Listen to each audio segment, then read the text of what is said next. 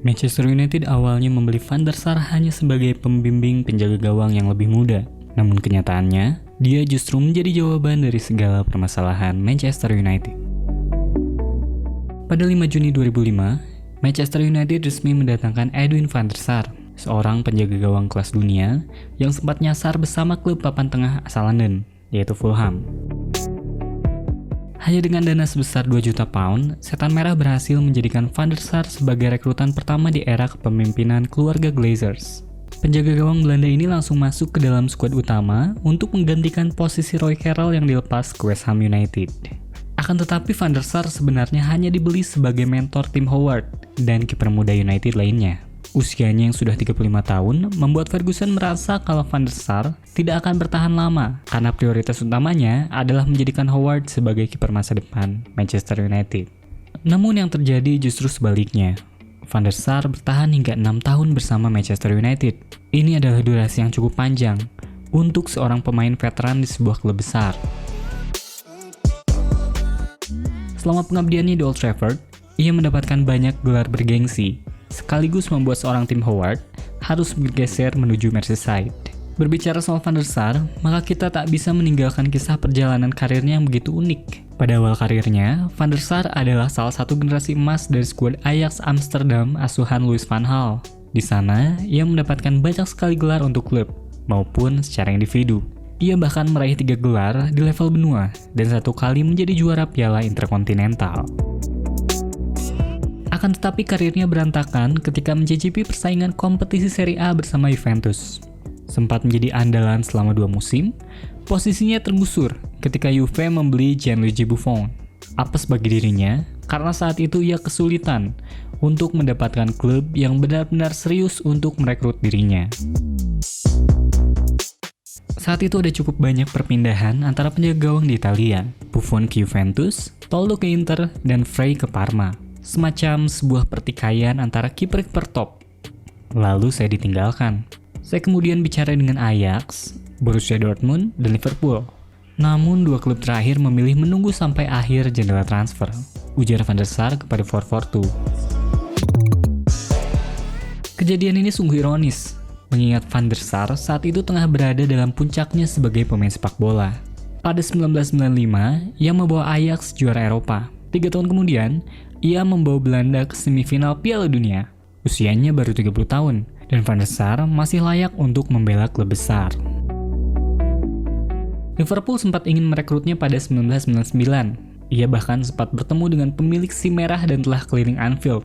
Akan tetapi Van der Sar memilih Italia, karena dianggap sebagai pilihan yang tepat untuk berkarir. Ketika harapannya gagal, Liverpool justru menunggu hingga bursa transfer mendekati kata akhir. Yang kemudian, mereka lebih memilih untuk merekrut Jerzy Dudek.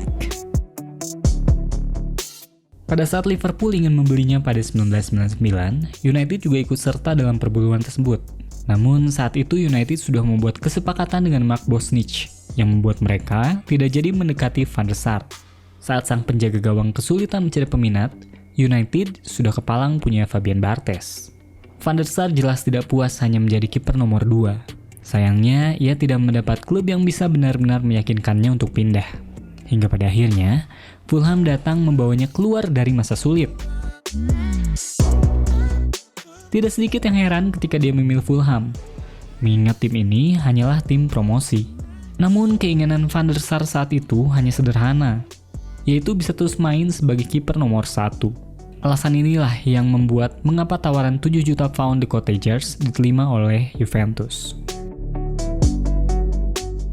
Fulham punya ambisi besar karena mereka baru masuk Premier League dan mendatangkan banyak pemain baru. Saya hanya ingin main sepak bola. Saya bicara dengan Louis van Gaal dan dia menyambut positif kepindahan saya, kata Van der Sar. Fulham berhasil memenuhi harapan Van der Sar. Tempat di tim utama sudah pasti menjadi milik dia. Begitu juga dengan statusnya sebagai penjaga gawang timnas Belanda yang belum bisa digeser oleh kiper manapun. Permainannya justru semakin konsisten, meski usia Van der Sar sudah relatif tua. Catatan 154 penampilan dan 49 kali nirbobol adalah pencapaian yang cukup bagus untuk tim sekelas Fulham. Ia juga merasa dihargai, jauh berbeda jika dibandingkan saat ia menjadi pemain Juventus. Akan tetapi, Van der Sar sebenarnya masih menyimpan hasrat besar untuk bisa bermain di klub besar. Ia masih rindu untuk bisa mengangkat piala prestisius lagi. Dua trofi terakhir yang bisa diraihnya hanyalah Piala Intertoto. Pada akhirnya keputusan memilih Fulham adalah pilihan yang tepat. Karena pada 2005, Sir Alex Ferguson datang menjemputnya untuk memberikan karir yang jauh lebih baik. Tidak ada drama-drama lagi seperti klub yang sudah melalui Mark Bosnich. Meski MU saat itu sudah punya Tim Howard yang dipersiapkan untuk menjadi kiper jangka panjang. Namun kenyataannya justru Van der Sar lah yang bergelimang kesuksesan. Hingga menutup karir pada 2011, Van der Sar memberikan 4 gelar Premier League, 1 Liga Champions, 1 piala antar klub, 1 piala Liga, dan 3 Community Shield. Ia juga 3 kali masuk PFA Team of the Season, 1 kali mendapatkan gelar Golden Glove, dan menjadi penjaga gawang terbaik UEFA 2009. Van der Sar juga mencatatkan rekor sebagai penjaga gawang dengan rekor tidak kebobolan terpanjang di Premier League. Namun puncak dari karir seorang Van der Sar adalah ketika dia menjadi jawaban dari masalah United yang kesulitan untuk mencari penjaga gawang, semenjak hengkangnya Peter Schmeichel. Butuh 6 tahun bagi mereka untuk bisa bertemu kembali dan menggapai banyak kesuksesan. Itu semua tidak akan terjadi apabila United tidak memutuskan untuk mencari kiper baru dan Van der Sar tidak memilih untuk pensiun. Saya tahu kalau Ferguson menginginkan saya lebih cepat, namun mereka sudah mendatangkan Mark Bosnich. Ide menjadikan saya sebagai pengganti Peter Schmeichel selalu berada dalam pikiran saya. Namun butuh 6 tahun yang panjang dan mereka sempat mencoba penjaga gawang lain dalam periode tersebut, kata Van der Sar menambahkan. Kolaborasi antara Manchester United dengan Edwin van der Sar bisa terjalin berkat konsistensi, kepercayaan, kerja keras, dan yang paling penting adalah kesabaran dari kedua belah pihak. United sabar menanti, dan Van der Sar sabar untuk menunggu.